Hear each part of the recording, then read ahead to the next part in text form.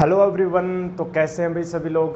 आशा करता हूँ आप बहुत ही अच्छे होंगे, स्वस्थ होंगे और सुरक्षित होंगे। मेरा नाम है Amit Kumar. I again welcome you on MAT physics 2.0 YouTube channel. तो चलिए शुरुआत करते हैं भाई। आ जाएंगे सभी के सभी और नोटबुक निकाल लेंगे। तो चलिए शुरुआत करते हैं। आज के इस लेक्चर में हम क्या पढ़ने वाले हैं, ठीक है। जैसे कि आपको पता है कि हमारा जो ये चैप्टर है कंप्लीट लगभग हो गया था, लेकिन लास्ट में जैसे मैंने क्वेश्चंस देखे तो उसमें एलआर सर्किट, एलसी सर्किट्स, उनके रिगार्डिंग भी क्वेश्चंस पूछे हुए थे। तो सोचा कि क्यों न इसी चैप्टर में करवा दिया जाए। अपने पास एलआर सर्किट और एलसी सर्किट दोनों को इसी में हम कवर कर लेंगे। लेकिन जितना हो सकेगा जो एसी वाला जो चैप्टर है, जो इसका नेक्स्ट चैप्टर है, उसमें भी हम इन सर्किट्स को अगेन डीपली एनालिसिस करेंगे, ठीक है। तो चलिए एक ब्रीफ इंट्रोडक्शन, ब्रीफ क्या लगभग ही हम कवर कर लेंगे, ठीक है। तो डिस्कस करते हैं, हेडिंग डालेंगे एल आर सर्किट, ठीक है। जैसा कि इंडक्टर हमने पढ़ लिया है कि इंडक्टर क्या होता है, ठीक है। इंडक्टर क्या होता है, इंडक्टर की प्रॉपर्टीज क्या होती हैं, हमने देख लिया। अब एक इंडक्टर को और हम रजिस्टर के साथ जोड़ते हैं। जैसा कि आपको पता है कि इंडक्टर वास्तव में होता क्या है, एक सोलिनोइड ही होती है जो किसी मेटल से बनी होती है, ठीक है, कॉपर वायर से। तो उस सोलिनोइड, तो ऐसा तो है नहीं कि किसी कोई कंडक्टर का रेजिस्टेंस नहीं होगा जी, बिल्कुल रेजिस्टेंस तो होगा ही। तो उस रेजिस्टेंस को हम उसके सीरीज में हम शो कर सकते हैं और उस सर्किट को हम स्टडी करना चाह रहे हैं। तो भाई आ जाएंगे सभी के सभी जल्दी से और हम स्टडी करते हैं एलआर सर्किट्स को, ठीक है। एलआर सर्किट को हम स्टडी करते हैं तो हेडिंग ये डालेंगे कि एलआर सर्किट हम स्टडी करने जा रहे हैं प्यारे दोस्तों, यानी एलआर सर्किट। अब एलआर सर्किट जो है हम स्टडी करेंगे तो मान लेते हैं कोई एक इंडक्टर है यानी एल है, जिसका सेल्फ इंडक्टेंस जो है, coefficient of self induction, that is L है। तो मान लेते हैं प्यारे दोस्तों ये अपने पास क्या है, एक इंडक्टर है और इसके सीरीज़ में हमने एक रजिस्टर जोड़ दिया। ये अपने पास एक रजिस्टर है, ये एल इसका सेल्फ इंडक्टेंस है। ये हमने बोला कि बैटरी के साथ हमने जोड़ दिया, ये अपने पास हो गई की, ठीक है ना, बिल्कुल। ये मान लेते हैं ईएमएफ ई है, यहाँ पर इस प्रकार से हमने जोड़ा। प्यारे दोस्तों जैसे ही हम इस की को प्रेस करेंगे तो होगा क्या, जैसे ही हम की को प्रेस करेंगे तो हमें पता है कि करंट जीरो से सडन इंक्रीज होगी। अब जैसे जैसे करंट इंक्रीज होगी हमें पता है क्या इस इंडक्टर के अंदर से गुजरने वाला जो मैग्नेटिक फ्लक्स है, क्या उसमें भी परिवर्तन आएगा, उसमें भी इंक्रीमेंट आएगा। अब उसमें जब इंक्रीमेंट आएगा तो हमें पता है एक प्रॉपर्टी होती है इंडक्टर कॉइल की, वो उसके अंदर से जब जब मैग्नेटिक फ्लक्स में चेंज आएगा तो by the help of Faraday's laws हमें पता है कि वहाँ पर इंड्यूस्ड ईएमएफ जनरेट हो जाता है, ठीक है। और वो इंड्यूस्ड ईएमएफ कैसे जनरेट होगा, वो इंड्यूस्ड ईएमएफ इस प्रकार से जनरेट होगा कि ये जो करंट बढ़ रही है इसको घटाने का प्रयास करें, ठीक है। तो घटाने के प्रयास में अपोजिट डायरेक्शन में, यानी इस प्रकार से हमें पता है कि एक बैटरी बन जाती है। क्या बन जाती है, एक बैटरी बन जाती है प्यारे दोस्तों। और उसका जो ईएमएफ है, हम डायरेक्शन को कंसीडर नहीं करें, डायरेक्शन के लिए तो प्यारे दोस्तों हमने बैटरी दिखाई दी। अब इसका जो अपने पास जो मैग्नीट्यूड ऑफ इंड्यूस्ड ईएमएफ बनता है वो बनता है L D I by d T. क्या ये बात समझ रहे हो क्या तुम, ठीक है ना। ये L D I by d T ऐसे बोल देते हैं आई करंट, ठीक है ना। अब ये नेगेटिव साइन क्यों नहीं लिया, नेगेटिव साइन हम नहीं ले रहे प्यारे दोस्तों। नेगेटिव साइन को आप अवॉइड करके चलो। आप क्या करो, इसका जो बैटरी का जो साइन है वो दिखा दो किस डायरेक्शन में आएगी और उसका मैग्नीट्यूड कंसिडर कर लो, ठीक है। डायरेक्शन तो ऑलरेडी हमने दिखाई दी बैटरी की सहायता से, ठीक है। बैटरी की पोलरिटी दिखा दी, उसमें करंट की हमें पता लग जाएगा। और ये रजिस्टर आ रहा है, करंट आई जा रही है। तो हम क्या कर रहे हैं, इसमें भी हम ग्रोथ ऑफ करंट का जो टॉपिक है वो पढ़ रहे हैं पहले। एलआर सर्किट में भी दो टॉपिक आते हैं, एक तो होता है ग्रोथ ऑफ करंट, ठीक है, जब करंट इंक्रीज हो रही है, इंक्रीजिंग ऑफ करंट, मतलब जैसे ही हमने की को ऑन किया, ऑन करते ही करंट क्या होगी, इंक्रीज होगी। अब उस सिचुएशन में हम पढ़ना चाह रहे हैं कि एलआर सर्किट में उसका जो करंट है, उस करंट की फॉर्मेट क्या आती है, करंट कैसे इंक्रीज होता है, डिक्रीज होता है। फिर हम दूसरी स्टडी करेंगे जिसमें हम करेंगे करंट जब हम इसकी को ओपन कर देंगे, ठीक है, करंट का डिक्रीज जब होती है, करंट जब जीरो होती है करंट, ठीक है, जब किसी एक सर्टेन वैल्यू से डिक्रीज होती है करंट, उस सिचुएशन में उसका करंट की एक्सप्रेशन क्या होगी वो हम देखेंगे, ओके। तो पहले हम ग्रोथ ऑफ करंट की बात कर रहे हैं, तो आप ध्यान रखना कि हम इस LR सर्किट में भी हमारा जो टॉपिक है वो है ग्रोथ ऑफ करंट, ठीक है, ग्रोथ ऑफ करंट।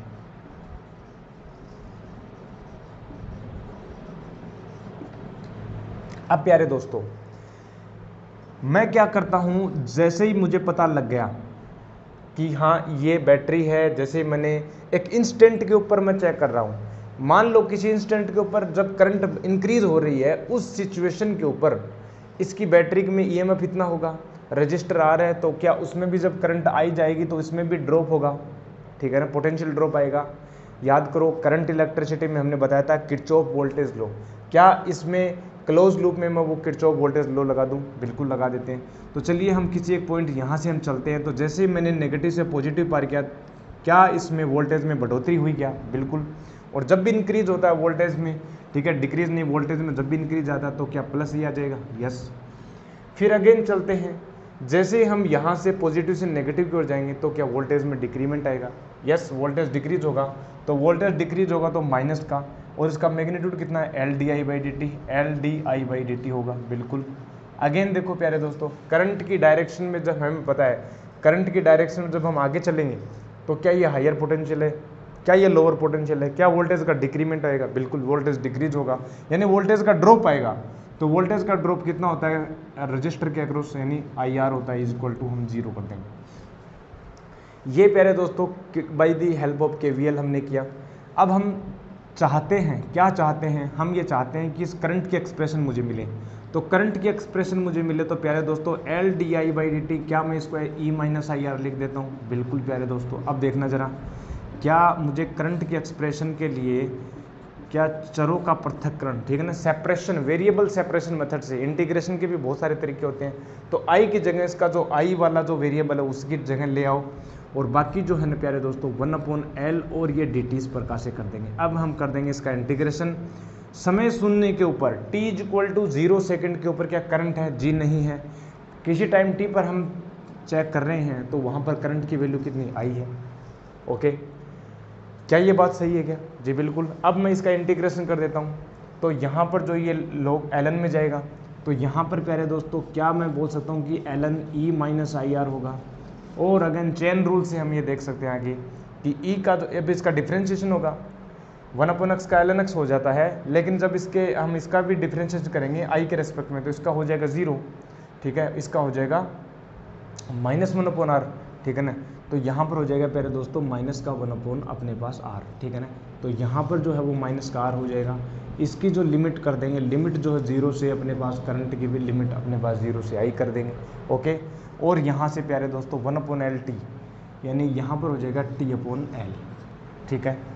अब देखो इसको हम क्या करते हैं, इसकी वैल्यू पुट कर देते हैं, कर दें वैल्यू पुट, ठीक है। तो upper limit minus lower limit ऐसा ही करते हैं क्या कुछ? यस, ऐसा ही करते हैं। तो अपर लिमिट को जब हम पुट करेंगे तो प्यारे दोस्तों यहाँ पर आ जाएगा मेरे पास E-IR, क्या अपर लिमिट हो गई क्या? ठीक है। अब लोअर लिमिट पुट कर दो, माइनस का ln, क्या I की वैल्यू अपने पास यहाँ पर 0 पुट कर देंगे तो यहाँ पर E आ जाएगा। यस, और हम इस प्रकार से माइनस अपने पास इस तरफ लेके जाएंगे, यानी माइनस का अपने पास हो जाएगा यानी R/L × T। अब अगेन देखो यहाँ से ln, क्या मैं इस प्रकार से log की प्रॉपर्टी लगा दूँ, E-IR यहाँ पर E हो जाएगा, माइनस का R T/L आ जाएगा, बिल्कुल आ जाएगा। अब देखो जरा, क्या मैं इसको ln को जब मैं हटाऊंगा तो ये एक्सपोनेंशियल की टर्म्स में चला जाएगा। क्या आपको पता है ये वाली प्रॉपर्टी? क्या आपको ये प्रॉपर्टी पता है प्यारे दोस्तों? जब भी ln को हम हटाएंगे तो ये एक्सपोनेंशियल की टर्म्स में चला जाएगा, एक्सपोनेंशियल के एक्सप्रेशन में चला जाएगा, ठीक है ना, बिल्कुल। तो यहाँ पर जब मैं इसको हटाऊंगा यानी E-IR/E हो जाएगा, तो यहाँ पर मेरे पास हो जाएगा एक्सपोनेंशियल की टर्म, ठीक है, एक्सपोनेंशियल फंक्शन माइनस का RT/L आ जाएगा, बिल्कुल आ जाएगा। अब देखो जरा, हमें तो I की वैल्यू चाहिए ना, बिल्कुल चाहिए, I की वैल्यू चाहिए। तो देखो E-IR = यहाँ से E हो गया, ठीक है ना, और यहाँ से हो गया E, और फिर मैं करता हूँ, ठीक है। अच्छा, यहाँ पर हो गया e⁻⁻ का RT/L हो गया। अब देखो I की जब वैल्यू हमें फाइंड आउट करना है तो क्या होगा अपने पास, यहाँ पर E हो जाएगा, ठीक है ना, और यहाँ पर 1 - e⁻⁻ RT/L हो जाएगा। और फिर आर आएगा, वो आर इसके अपोन में चला जाएगा। क्या ये एक्सप्रेशन मेरे को मिली? किसी भी इंस्टेंट के ऊपर आई की एक्सप्रेशन मिल गई, करंट की एक्सप्रेशन, ठीक है ना, बिल्कुल। अब देखो I is equal to E upon R, ये एक्सप्रेशन फाइनली हमें मिली किसी भी इंस्टेंट के ऊपर जब करंट इंक्रीज कर रही है इस सर्किट में। जैसे हमने की को अपने पास क्लोज किया, क्लोज करते क्या होगी, करंट इंक्रीज होगी। जीरो से किसी पर्टिकुलर अमाउंट पर पहुंचने के लिए थोड़ा तो टाइम लगेगा ना, तो हम जो मिनी जो टाइम है, ठीक है, माइक्रो जो टाइम, माइक्रो सेकंड का टाइम है, उस टाइम पीरियड की बात करें तो वहाँ पर हमने इस एक्सप्रेशन को लिखा bye the help of Kirchhoff voltage law, और फिर हमने इसको सोल्व किया। सोल्व करने पर हमें उस इंस्टेंट के ऊपर करंट ये मिल गई क्या? बिल्कुल। अब देखो जरा, ये इस करंट की एक्सप्रेशन से क्या आप बता सकते हो, क्या ये हमें करंट मिल गई, ठीक है, I equal to E upon R 1 minus e to the power minus R T upon L, ठीक है। ई अपॉन आर की जो वैल्यू है, क्या इसको मैं एक पर्टिकुलर, देखो स्पेशल केसेस में चेक करता हूँ, ठीक है, कुछ स्पेशल केसेस में चेक करता हूँ, यानी केस नंबर फर्स्ट। देखो केस नंबर फर्स्ट यदि मैं बात करूँ, देखो समय शून्य के ऊपर t is equal to 0 second के ऊपर, at t is equal to 0 second, ठीक है, 0 सेकेंड के ऊपर, ठीक है, 0 सेकेंड के ऊपर मतलब इनिशियल टाइम में क्या t is equal to 0 second put कर दूं क्या? तो क्या मुझे पता है कि t जब 0 पुट करूंगा तो यहाँ पर 1 minus e to the power minus 0 यानी 1 होगा, यानी इसकी वैल्यू आ जाएगी 0। क्या t is equal to 0 second के ऊपर करंट 0 होनी चाहिए? क्या बिल्कुल होनी चाहिए। हमें पता भी, हमने t is equal to 0 second के ऊपर करंट को 0 माना था, ये देखो लिमिट में, ठीक है, आगे की बात, ठीक है। अच्छा केस सेकंड की बात करूं मैं, केस सेकंड की बात करूं, मान लो इस टाइम, ये तो हमने एक छोटे से टाइम के लिए किया, अगर बहुत ज़्यादा टाइम ले लें, एक लंबे टाइम तक हम करंट को फ्लो करवा दें, एक लंबे समय तक, ठीक है, करंट को इंक्रीज करवा दें, तो for t tending to infinity, infinity का मतलब वास्तव में इन्फिनिटी का मतलब होता है लंबे टाइम के लिए, ऐसा नहीं कि अनंत समय होता है, ठीक है, लॉन्ग टाइम ड्यूरेशन के लिए for t tending to infinity, क्या मैं ये बोल सकता हूँ कि करंट की वैल्यू क्या होगी? E upon R 1 minus t to the power minus, t की जगह इन्फिनिटी रखेंगे तो इन्फिनिटी को मल्टीप्लाई करेंगे, इन्फिनिटी से इन्फिनिटी को किसी भी संख्या से डिवाइड करो तो इन्फिनिटी आएगा 1, और क्या ये e to the power minus infinity 0 हो जाएगा? क्या ये ई अपॉन आर आ जाएगा? अब देखो जरा, ये इंपॉर्टेंट बात है, ये क्या हो रहा है, इनफाइनाइट टाइम पर करंट की जो वैल्यू आ रही है वो ई अपॉन आर, ठीक है, ई अपॉन आर, ठीक है, ओम्स लो याद करो, I is equal to V upon R होता, तो रेजिस्टेंस, रजिस्टर केवल आर है अपने पास, तो क्या इस इनफाइनाइट टाइम के लिए मैं ये बोल सकता हूँ कि जो करंट होगी वो मैक्सिमम करंट है? क्या होगी? मैक्सिमम करंट है अपने पास ये वाली, और इसको आई नोट से भी डिफाइन कर देते हैं, यानी आई नोट से हम इसको लिख देते हैं, तो इस एक्सप्रेशन को, ठीक है, इस एक्सप्रेशन को हम ऐसे भी लिख सकते हैं, आई इज इक्वल टू, ठीक है, I is equal to I naught 1 minus e to the power minus R T upon L, ठीक है पहले दोस्तों।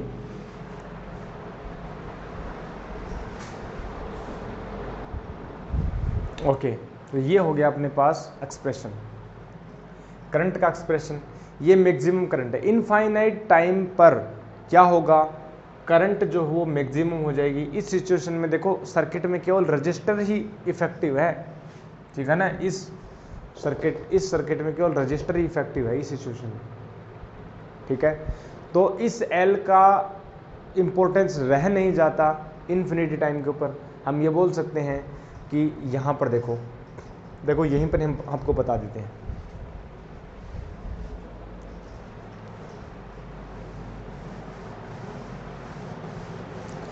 इनफाइनाइट टाइम के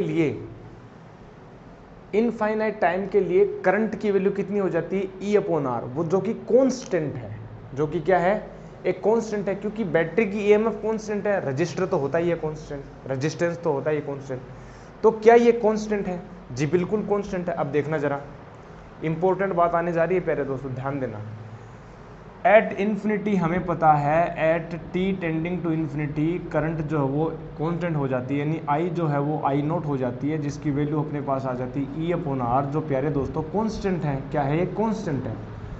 अब को जब कांस्टेंट हो गई करंट, तो क्या जो ईएमएफ है, इंड्यूस्ड ईएमएफ है जो उस इंडक्टर में है, क्या वो L D I by d T होता है क्या? जब करंट कांस्टेंट है तो इसकी वैल्यू जीरो होगी क्या? मतलब ये बैटरी कोई इफेक्टिव नहीं रहती, इंड्यूस्ड ईएमएफ जीरो हो जाता है। इस सिचुएशन में ये बोल सकता हूं क्या कि इस इंडक्टर के अक्रॉस इंड्यूस्ड ईएमएफ जीरो है। और आपको पता है किसी भी एलिमेंट के अक्रॉस यदि इंड्यूस्ड ईएमएफ या पोटेंशियल डिफरेंस या ईएमएफ यदि जब भी जीरो हो जाए, तो क्या मैं बोल सकता हूं किसी भी उपकरण के ऊपर यदि पोटेंशियल डिफरेंस जीरो हो गया, ठीक है, कोई पोटेंशियल का ड्रॉप ही नहीं आ रहा, ठीक है, पोटेंशियल का ड्रॉप नहीं आ रहा, मतलब करंट आराम से फ्लो हो रही है, कोई रजिस्ट करने वाला नहीं है, तो क्या वो कंडक्टर की तरह बिहेव करेगा? कोई रेजिस्टेंस है नहीं। पोटेंशियल ड्रॉप कब नहीं आता? पोटेंशियल ड्रॉप एक कंडक्टर में नहीं आता, एक जिसमें रजिस्टर होता ही नहीं। तो ये जो इंडक्टर है, क्या एक तरह से मैं इसे बोल सकता हूँ कि यहाँ पर इनफाइनाइट टाइम के लिए ये जो सर्किट है प्यारे दोस्तों, ये वाला जो सर्किट है ना, ये वाला जो सर्किट है, क्या उसको मैं ऐसे बोल सकता हूँ कि केवल और केवल ये तो बन जाएगा कंडक्टर और ये रजिस्टर बचेगा केवल, ठीक है ना। इनफाइनाइट टाइम के लिए आप इसको, इस इंडक्टर कोइल को एक कंडक्टर वायर से रिप्लेस कर सकते हैं, ठीक है, zero resistance, no any voltage drop. Voltage drop zero है तो पोटेंशियल रेजिस्टेंस भी नहीं है, ठीक है। तो इस प्रकार से ये अच्छा फिनोमिना है। जब भी आपको ऐसे क्वेश्चन में बोल दिया जाए कि वेरी लॉन्ग टाइम या लॉन्ग टाइम, या मैं बोलूँ स्टडी स्टेट, ठीक है, स्टडी स्टेट भी कई बार बोल देते हैं क्वेश्चंस में, तो स्टडी स्टेट की सिचुएशन में क्या होगा, ये जो इंडक्टर है उसको हटा सकते हैं, एक कंडक्टर लगा सकते हैं, ठीक है। तो ये बात हो गई। अब देखो एक तीसरा जो केस है, ये case number first, case number second हमने डिस्कस किया। अब केस नंबर थर्ड देखते हैं। एक बीच की सिचुएशन ले लेते हैं। करंट की जो एक्सप्रेशन है, करंट की एक्सप्रेशन याद रखना कितनी थी, करंट की एक्सप्रेशन हमें पता रहना चाहिए। केस नंबर थर्ड हम देखते हैं। चलो केस नंबर थर्ड यदि मैं चेक करूँ ना प्यारे दोस्तों, देखो जरा, करंट की एक्सप्रेशन क्या मिली थी अपने को, करंट की जो एक्सप्रेशन मिली थी वो मिली थी अभी हमने देखा कि I is equal to I naught 1 minus e to the power minus R T upon L, ठीक है ना। और आई नोट क्या था, ई अपॉन आर था, 1 minus e to the power minus R t, और एल अपॉन आर को टाउ से भी रिप्रेजेंट करते हैं। टाउ जो है वो एल अपॉन आर है। ये एक टाइम की यूनिट रखता है, ठीक है ना। एल अपॉन आर क्या है, टाइम की डायमेंशन, डायमेंशन क्या है इसकी, टाइम की। क्योंकि हमें पता है एक्सपोनेंशियल की कोई खुद की कोई डायमेंशन नहीं होती, इसका मतलब एक्सपोनेंशियल के यदि पावर में कोई भी एक फिजिकल क्वांटिटी आ रही है तो वो डायमेंशनलेस होनी चाहिए कि नहीं होनी चाहिए, बिल्कुल होनी चाहिए। तो जब टी और अपॉन टो है, तो जब टी की जब सेकंड है तो टो भी क्या होना चाहिए, सेकंड होना चाहिए, क्योंकि अल्टीमेटली ये डायमेंशनलेस बनना चाहिए, क्योंकि एक्सपोनेंशियल एक नंबर को शो करता है प्यारे दोस्तों। क्या रिप्रेजेंट करता है, नंबर को शो करता है, ओके, ठीक है। अब देखो प्यारे दोस्तों, यहाँ तक हो गया, ठीक है जी, बहुत बढ़िया। अब देखना केस नंबर थर्ड को हम डिस्कस करने जा रहे हैं।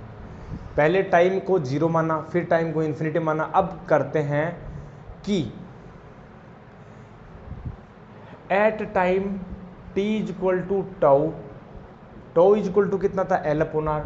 एल अपॉन आर जब पुट कर दें तो करंट की वैल्यू कितनी बनती है प्यारे दोस्तों, I is equal to I naught, ठीक है, 1 minus e to the power minus का टी जो टो है, टो से टो कैंसिल आउट हो गया, यानी आई इज इक्वल टू मेरे पास बना I naught into 1 minus e to the power minus का 1। और e to the power minus 1 की वैल्यू आपको याद रखना है 0.37। जब इसकी वैल्यू जब 0.37 होगी ना प्यारे दोस्तों, 1 माइनस 0.37 होगी तो कितना बनेगा प्यारे दोस्तों, आई जो है अपने पास बनेगा आई नोट, ठीक है ना, ठीक है। तो ये क्या मैं वैसे बोल सकता हूँ कि ये जो बनेगा 0.63 बनेगा, ठीक है ना, 0.63 आई।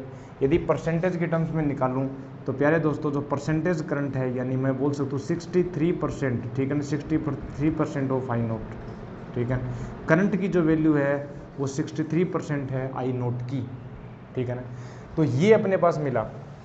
अब देखो इसका ग्राफ भी ड्रॉ कर सकते हैं, ये वाला जो करंट की जो वैल्यू है, ठीक है ना, इसका जब मैं टाइम के रेस्पेक्ट में इसका ग्राफ ड्रॉ करूँ प्यारे दोस्तों, क्या मैं से बोल दूँ क्या करंट आई है, क्या ये टाइम टी है।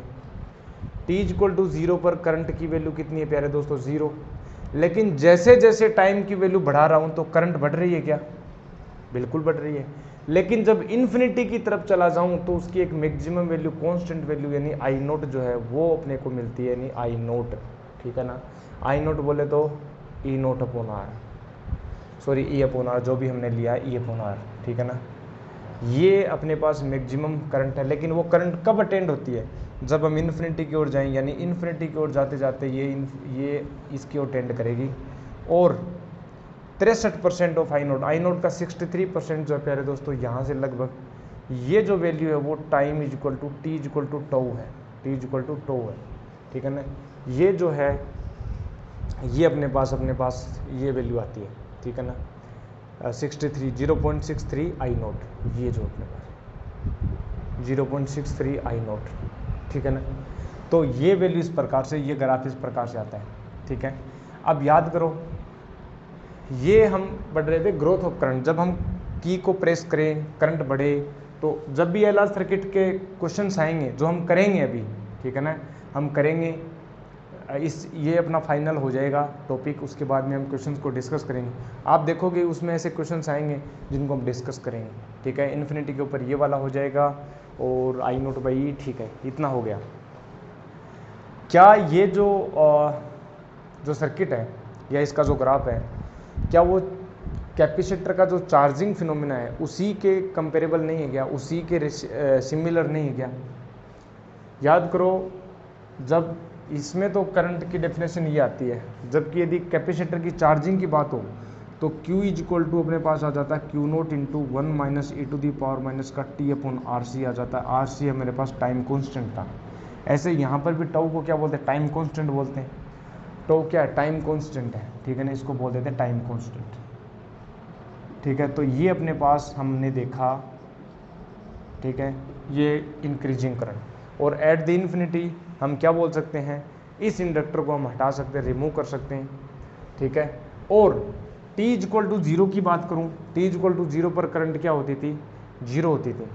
तो t इक्वल टू 0 पर हम क्या बोल सकते हैं, इसको ब्रेक कर सकते हैं, ठीक है ना, इस सर्किट को ब्रेक कर सकते हैं क्योंकि करंट ही नहीं है। और इन्फिनिटी के ऊपर हम इसको एक सीधे तार से जोड़ सकते हैं। तो जब भी इंडक्टर देखो आप और t इक्वल टू 0 पर बात करें तो आप क्या कर दो, ओपन सर्किट कर दो। और जैसे इन्फिनिटी लंबे टाइम की बात करें तो वहाँ पर उसको शॉर्ट सर्किट कर दो, ठीक है ना। जल्दी से उसको नोट करो। फिर हम बातें करेंगे करंट को डिक्रीज करने वाली, ठीक है। हम तो इंक्रीज कर रहे हैं, अब की बार हम उसको डिक्रीज करवाएंगे। इसको नोट करो जल्दी से एक बार।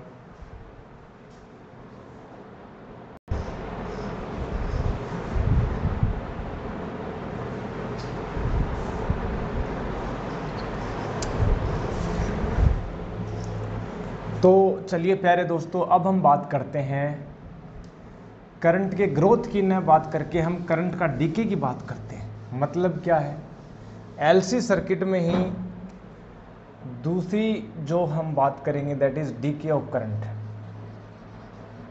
ठीक है।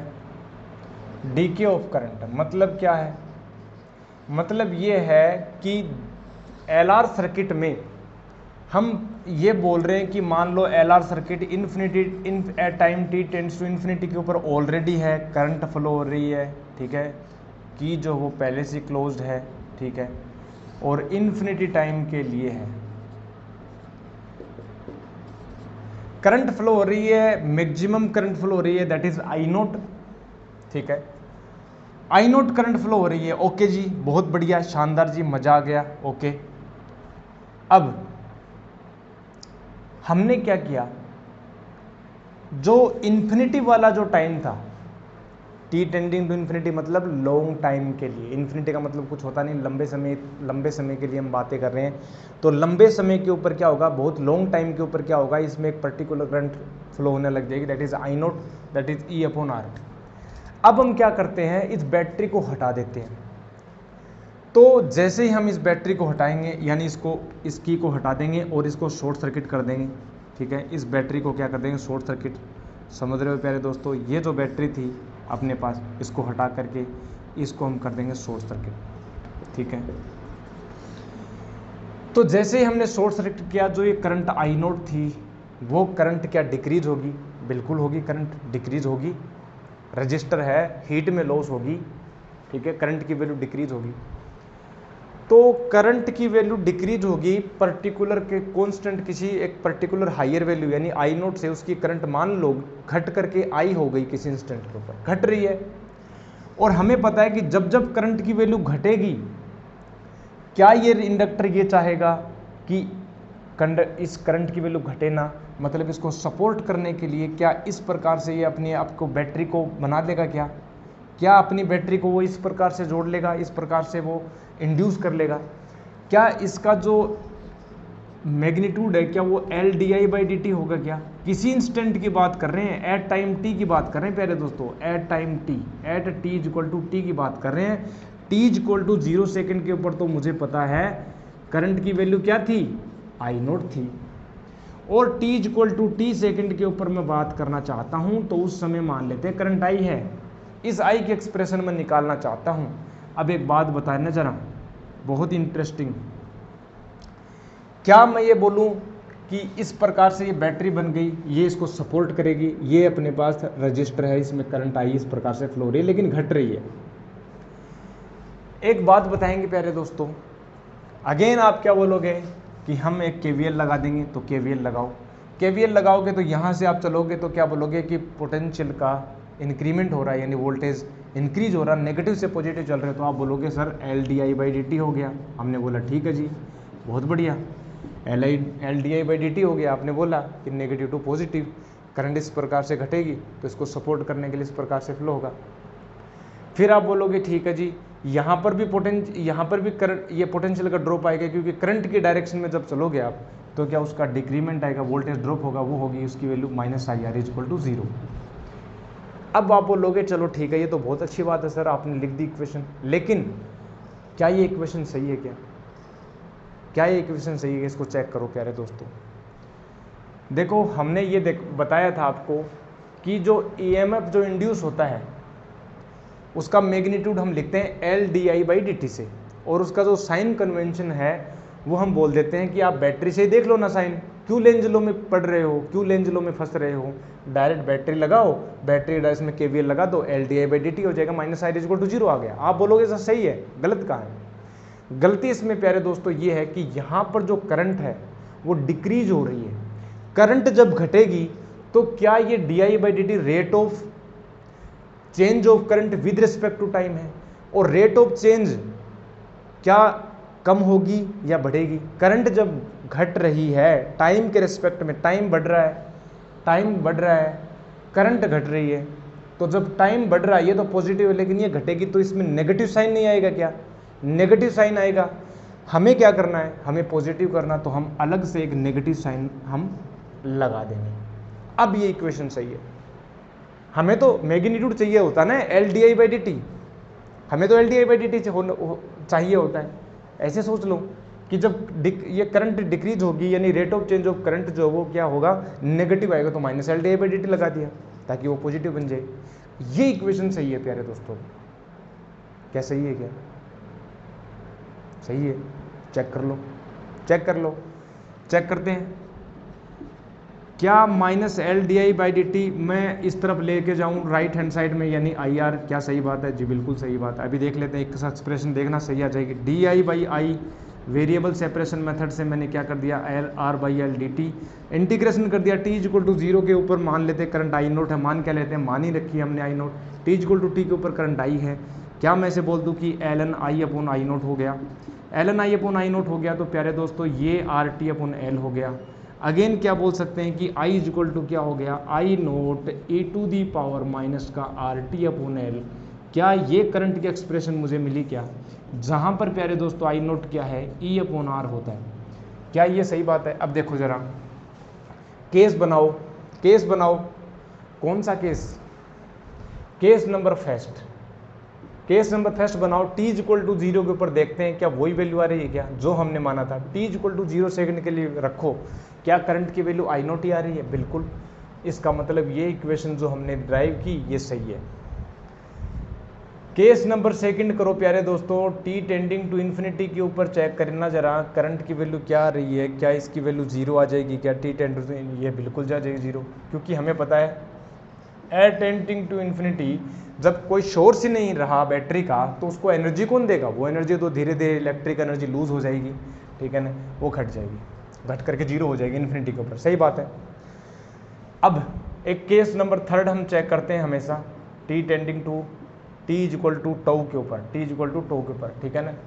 जब करंट की वैल्यू जब 0 हो गई तो t इक्वल टू इन्फिनिटी कर दो, इन्फिनिटी के ऊपर तो करंट 0 हो ही जाती है। t is equal to tau रखो, इसमें tau is equal to L/R होता है, तो करंट की वैल्यू क्या बन जाती है, करंट की वैल्यू बन जाएगी I is equal to I naught by e, यानी 0.37 I नोट, यानी करंट जो वैल्यू बन गई अपने पास 37% ऑफ I नोट। मतलब घट करके केवल इतनी करंट बची t is equal to tau के ऊपर, टाइम कॉन्स्टेंट के ऊपर। ग्राफ बना लो, ग्राफ बना लो, इस प्रकार से ग्राफ बना लो ना, ये बना लो ग्राफ, करंट की वैल्यू I है, ये टाइम t है, t इज इक्वल टू 0 पर इसकी करंट की वैल्यू I नोट है, और ये इस प्रकार से जब ये घटेगा यानी डिक्रीजिंग, एक्सपोनेंशियली डिक्रीजिंग फंक्शन है। और यहाँ पर जो वैल्यू है t is equal to tau के ऊपर, जो इसकी वैल्यू है t is equal to tau के ऊपर, ये जो वैल्यू बनती है यानी अपने पास जो बनती है, ठीक है ना, 0.37 I नोट बना, यानी ये बना I naught, sorry I naught by e. ये इसका ग्राफ हो जाएगा डीके ऑफ करंट का। जब हम स्विच को ऑफ कर देंगे, हम की को ऑफ कर देंगे, ठीक है, ओपन कर देंगे, तो हमें एक्सप्रेशन ये मिलती है, ठीक है। ये है डिक्रीजिंग करंट का। तो ऐसे इस पे भी क्वेश्चन आते हैं, क्वेश्चन बोल देगा कि इन्फिनिटी टाइम के पश्चात हमने कुंजी को या की को ओपन कर दिया, तब उस करंट की वैल्यू बताओ। तो ये वाला फॉर्मूला कम मिलेंगे, ये वाला अपने पास, ये वाला। और जब इंक्रीजिंग की बात करें करंट, तो I is equal to I naught into 1 minus e to the power minus RT upon L, जो अभी भी हमने ड्राइव किया वो करेंगे। तो ये होती है प्यारे दोस्तों LR सर्किट के बारे में सारा डिटेल, ठीक है ना। LR सर्किट के बारे में हमने सारा डिटेल किया, डिटेल से हमने एक्सप्लेन किया आपको LR circuit. Okay okay okay, अब इसको नोट करेंगे, फिर हम चलते हैं LC सर्किट के ऊपर।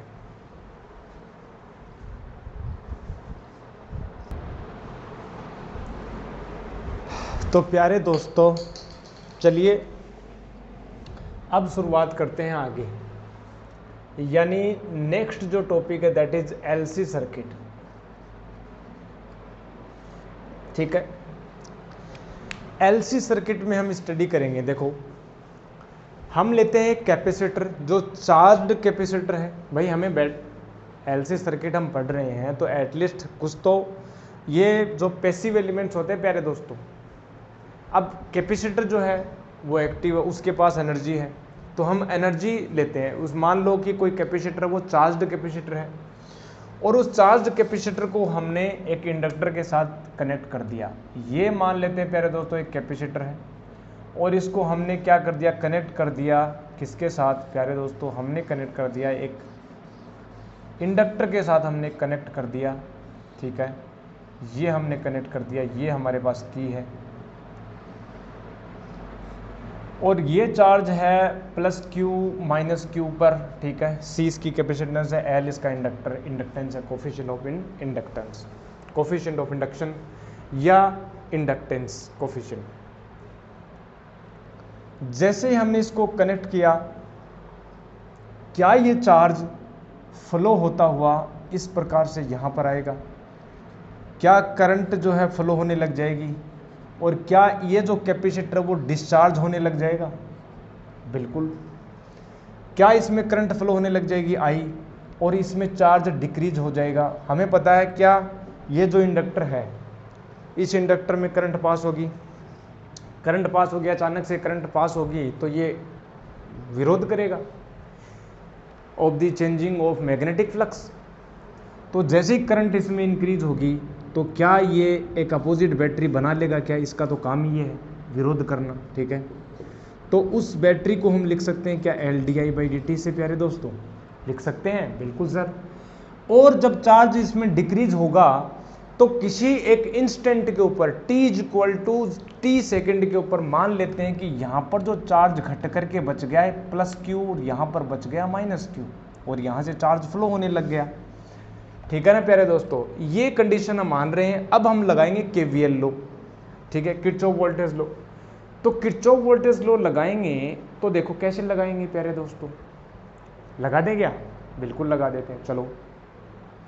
चलो ये +q है, यहाँ से चार्ज घटता घटता यहाँ पर थोड़ा चार्ज +q बच गया, यहाँ पर चार्ज करंट इंक्रीज होने लग गई, ये डिक्रीज करेगा, अपोजिट इंड्यूस EMF लगाएगा। हम क्या करते हैं, यहाँ से चलते हैं। जैसे ही मैं यहाँ से इस पॉजिटिव प्लेट के ऊपर आऊँगा तो क्या पोटेंशियल डिफरेंस में इंक्रीज होगा? जी बिल्कुल, ये हायर पोटेंशियल के ऊपर है प्लेट, और पोटेंशियल में इंक्रीमेंट क्या होगा, क्या होता है? Q/C, C = होता है तो अपने पास Q = CV होता है, तो Q/C यानी Q/C इसका पोटेंशियल में इंक्रीज होगा। जब यहाँ से हायर पोटेंशियल से लोअर पोटेंशियल है तो वोल्टेज में ड्रॉप आएगा, दैट इज माइनस का LdI/dt और इसको हम कर देंगे =0, ठीक है ना। अगेन क्या ऐसे बोल दूं क्या? LdI/dt = Q/C हो गया। अब यहाँ पर देखो सेपरेशन वेरिएबल मेथड कहाँ से लगाएं भाई, वेरिएबल में तो आ ही नहीं रहा, I अलग है, T अलग है, Q अलग है। क्यों ना मैं ऐसे करूँ, इन 3 वेरिएबल्स की जगह 2 वेरिएबल बना लूँ। क्या इस करंट को मैं चार्ज की फॉर्म में लिख सकता हूँ क्या हमें पता है कि I = dQ/dt होगा क्या ये सही है? क्या जो करंट है वो dQ/dt होगा क्या? जी नहीं। हमें पता है कि करंट, ये जो चार्ज है, ये Q चार्ज कहाँ है? उस कैपेसिटर के ऊपर है, और कैपेसिटर के ऊपर चार्ज है वो घट रहा है, चार्ज घट रहा है, करंट इंक्रीज हो रही है। प्यारे दोस्तों जब चार्ज घट रहा है तो क्या dQ/dt नेगेटिव नहीं आएगा क्या rate of change of charge जो है क्या वो नेगेटिव नहीं आएगी क्या? जब घट रही है, ये rate of change of charge को बताता है टाइम के रिस्पेक्ट में, और जब चार्ज घट रहा है टाइम इंक्रीज, टाइम तो हमेशा बढ़ता ही है, तो ये जब घटेगा तो नेगेटिव साइन लगा दूँ ताकि वो पॉजिटिव हो जाए। तो इसकी वैल्यू जब मैं यहाँ पर पुट करूँगा तो मैं ऐसे बोल सकता हूँ कि यहाँ पर देखो क्या होगा, माइनस का LD2Q/dt2, ठीक है ना, और यहाँ पर मेरे पास बनेगा Q/C, ठीक है। अब देखो जरा dQ/dt2 अपने पास जो बना वो बनेगा माइनस का 1/LCQ, ये बना। अब ये जो इक्वेशन है प्यारे दोस्तों, ये इक्वेशन क्या रिप्रेजेंट कर रही है? देखो डिफरेंशियल इक्वेशन है, सेकंड ऑर्डर डिफरेंशियल इक्वेशन है, और ये डिफरेंशियल इक्वेशन क्या हमने पहले भी पढ़ा है क्या SHM में, सिंपल हार्मोनिक मोशन में? याद करो हमने पढ़ा है, मैं अलग से बता रहा हूँ इसको, ठीक है ना, ऐसे इस टॉपिक में नहीं है। क्या हमने पढ़ा है A = होता है -ω²x, यानी d2x/dt2 = माइनस का ω²x, हमने पढ़ा है क्या ओमेगा जो है वो √k/m होता था क्या? यदि स्प्रिंग मास सिस्टम ले लें तो ओमेगा = k/m होता था क्या? और यहाँ से x की वैल्यू क्या आती थी? A sin ω_t plus φ0। ये φ0 क्या होता है? इनिशियल फेज, t = 0 सेकेंड के ऊपर इनिशियल फेज। हमने याद करो, हमने ये वाला जो क्वाड्रेंट मेथड हमने बताया था, ठीक है ना, कैसे एक सिंपल हार्मोनिक मोशन करता हुआ स्प्रिंग मास पेंडुलम जो है वो एक उसी पार्टिकल की तरह बिहेव करता है जो पार्टिकल एक रोटेशनल मोशन करता है और सर्कुलर मोशन करता है, यूनिफॉर्म सर्कुलर मोशन करता है इस सर्कल के अलावा। तो हमने बोला था कि यहाँ से जब ये चल के आता है तो ये जो पार्टिकल है ये यहाँ से यहाँ आता है, तो t = 0 सेकेंड पर अपने पास t = जब यहाँ पर आ जाए, यानी x = ये x = 0 होता था, ये x = +a होता था। जब +a आएगा तो ये जो कितना घूम करके आ गया, यानी इसका जो फेज हो गया वो π/2 हो गया, यानी a के ऊपर फेज कितना होता था? π/2।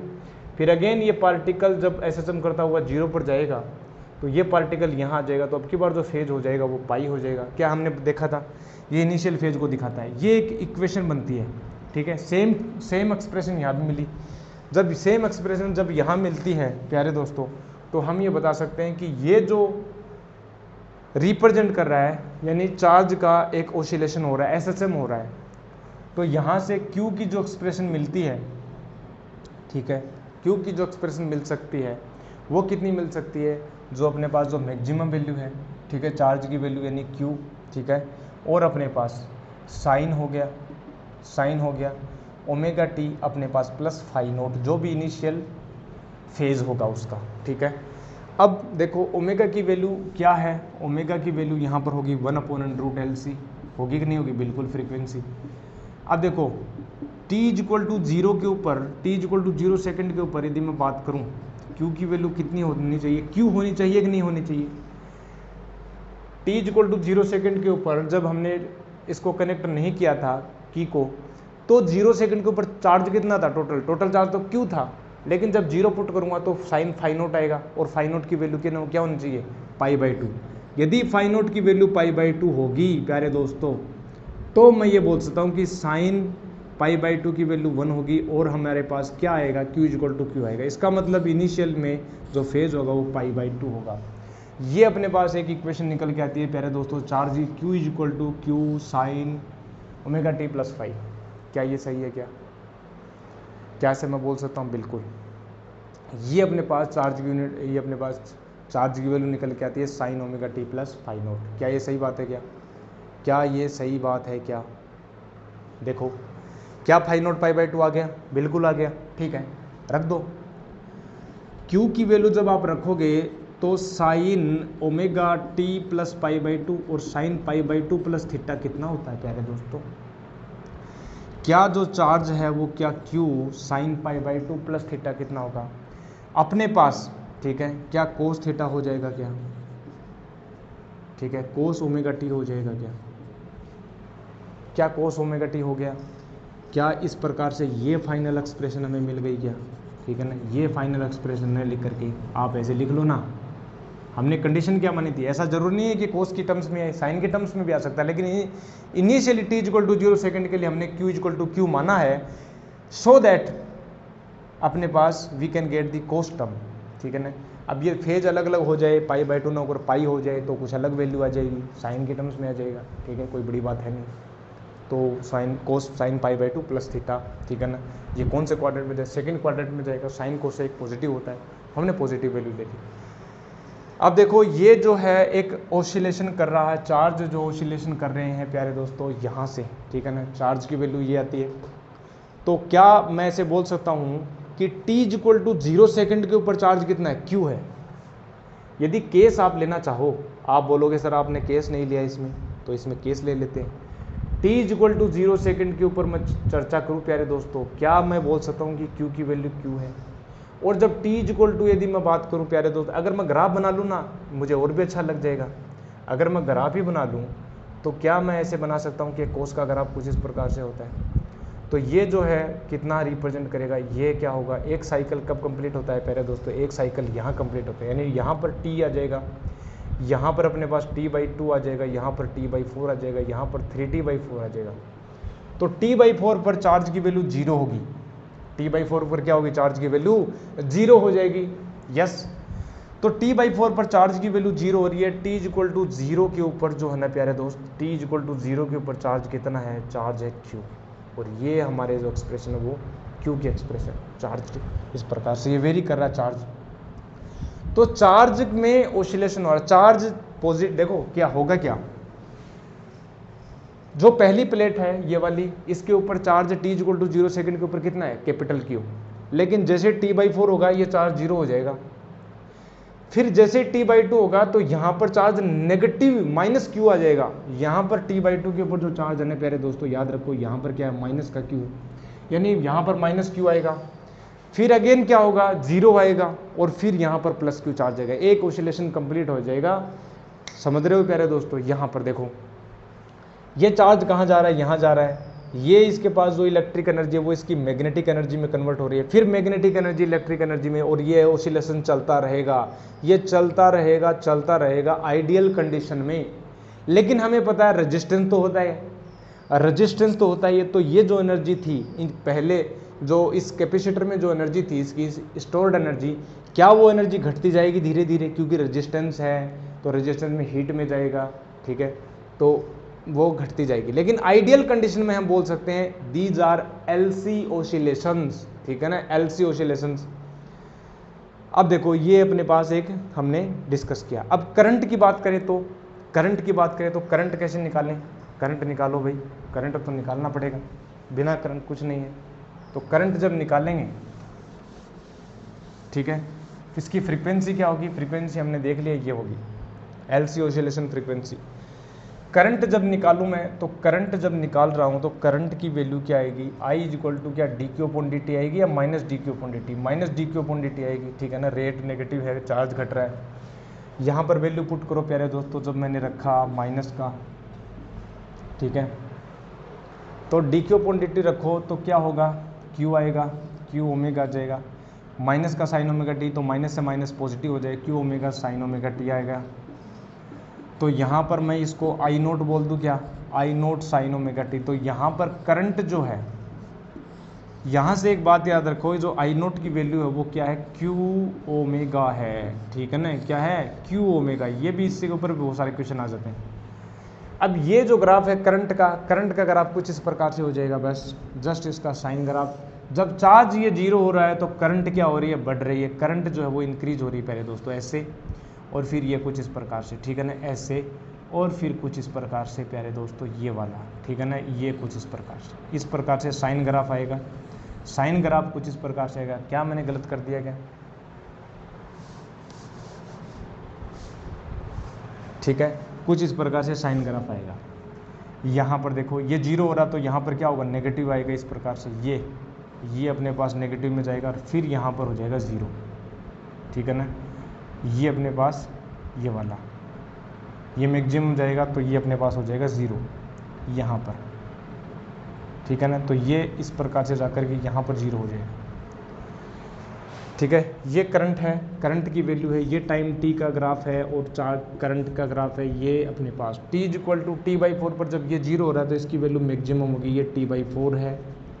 ये अपने पास कितना है, t/2 है, ठीक है। फिर ये 3t/4 है, ये अपने पास t हो गया, t/4, t/2 और 3t/4 और ये हो गया t। ये करंट की वैल्यू है।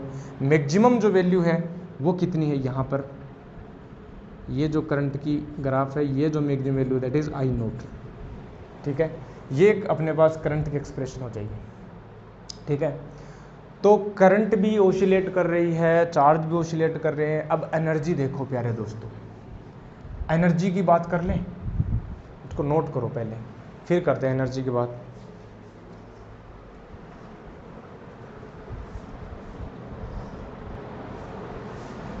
चलो अब एनर्जी की चर्चा करते हैं। तो मैग्नेटिक एनर्जी जो है वो कितनी होती है, मैग्नेटिक एनर्जी कितनी होती है प्यारे दोस्तों, मैग्नेटिक एनर्जी होती है हाफ Li²। किसी इंडक्टर में स्टोर्ड एनर्जी कितनी होती है, हाफ Li²। तो करो ना जल्दी से, हाफ Li² कर दूं, यानी UL जो है वो होगा हाफ Li²। अब देखो हाफ तो है, L भी है, करंट कितना है, करंट देखो I note sign square omega T है, जी बिल्कुल है। और I नोट की जगह मैं क्या रख दूं, Q ओमेगा, तो Q ओमेगा है और ओमेगा, ठीक है, Q ओमेगा, ओमेगा को लिखता हूँ 1/√LC। अच्छा I का स्क्वायर है जी, बिल्कुल जी, तो Q² ओमेगा स्क्वायर है और यहाँ पर कितना हो जाएगा, साइन स्क्वायर ओमेगा टी, ठीक है ना। बहुत अच्छा, समझ में आया, मज़ा भी आने लग रहा है। तो हाफ आ गया, L आ गया, Q² हो गया और ओमेगा को मैं लिख देता हूँ LC। लिख दूँ क्या प्यारे दोस्तों, क्या LC लिख दूँ क्या, बिल्कुल लिख दो। तो यहाँ पर हो गया sine square omega T. Again मैं क्या करता हूँ, Q²/2C हो गया क्या, oh my God, Q²/2C sine square omega T, sine square omega T, UL आ गया। ठीक है, ये तो है मैग्नेटिक एनर्जी। लेकिन कैपेसिटर में कितनी होती है एनर्जी? कैपेसिटर के अंदर होती है Q²/2C, Q²/2C। किसी इंस्टेंट के ऊपर बात कर रहे हैं ना, किसी टाइम पर, बिल्कुल कर रहे हैं। तो क्या Q की वैल्यू मेरे पास है? Q की वैल्यू है क्या? ये रहा ना, तो रख दो ना, Q²/2C। क्या cos² ओमेगा टी है? जी बिल्कुल, cos² omega T. Equation number 1 दे दो, इक्वेशन नंबर 2 दे दो। टोटल एनर्जी हमें निकालना है किसी टाइम t के ऊपर, तो मैग्नेटिक एनर्जी भी होगी, इलेक्ट्रिक एनर्जी भी होगी। क्या होगी? क्या? बिल्कुल। तो नेट जो टोटल एनर्जी की बात कर लूँ, टोटल एनर्जी क्या होगी? UL + UC। जब मैं करूँगा तो क्या आ जाएगा? Q²/2C। और ये क्या है प्यारे दोस्तों? कॉन्स्टेंट है। मतलब किसी भी इंस्टेंट के ऊपर टोटल एनर्जी जो हमेशा कॉन्स्टेंट होती है, दैट इज एनर्जी कंजर्व रहती है। इलेक्ट्रिक एनर्जी मैग्नेटिक एनर्जी में बदल जाती है। पहले चार्ज, ये जो कैपेसिटर वो डिस्चार्ज होगा, फिर वो मैग्नेटिक एनर्जी बन गई। अब यही मैग्नेटिक एनर्जी वापस एक करंट को वापस अगेन दूसरी डायरेक्शन फ्लो करवा कर वो वापस से चार्ज कर देती है कैपेसिटर को। तो इलेक्ट्रिक एनर्जी मैग्नेटिक एनर्जी में, मैग्नेटिक एनर्जी इलेक्ट्रिक एनर्जी में बदल जाती है। लेकिन टोटल एनर्जी कितनी थी? t = 0 सेकंड के ऊपर इनिशियल स्टेट में हमारे पास टोटल एनर्जी Q²/2C थी। क्योंकि टोटल चार्ज Q था तो Q²/2C कैपेसिटर में था। अब यही एनर्जी है वो कांस्टेंट रहती है, बस ऑसिलेशन चलता रहता है। क्या इसका एनर्जी का भी ऑसिलेशन होता है? बिल्कुल, एनर्जी का भी ऑसिलेशन होता है, करंट का भी ऑसिलेशन होता है, चार्जेस का भी ऑसिलेशन होता है। तभी इनको बोलते हैं LC ऑसिलेशंस। क्या बोलते हैं? LC ऑसिलेशंस बोलते हैं। ठीक है प्यारे दोस्तों, ओके। तो ये हमने देखा LC oscillations, electric energy magnetic energy में बदल गई, मैग्नेटिक एनर्जी इलेक्ट्रिक एनर्जी में बदल गई। ये अपने पास इंडक्टर के अंदर एनर्जी स्टोर्ड एनर्जी है, ये कैपेसिटर के अंदर है। टोटल एनर्जी कांस्टेंट रहती है। ठीक है, तो ये हमारा हुआ LC ऑसिलेशंस कंप्लीट प्यारे दोस्तों। अब हम इसके ऊपर करेंगे क्वेश्चंस, वो करेंगे नेक्स्ट लेक्चर में। ठीक है, तो तब तक के लिए क्या करना, तब तक के लिए इनको रिवीजन करना है। कोई डाउट हो तो कमेंट सेक्शन में लिख कर भेजना है, और मैं मिलूंगा आपको नेक्स्ट लेक्चर में। तब तक के लिए क्या करना है? Stay healthy, stay happy and keep taking healthy food, do more and more outdoor activity. ठीक है, कोई भी डाउट हो ask in comment section. I will meet you next lecture. तब तक के लिए क्या करना? Thank you very much.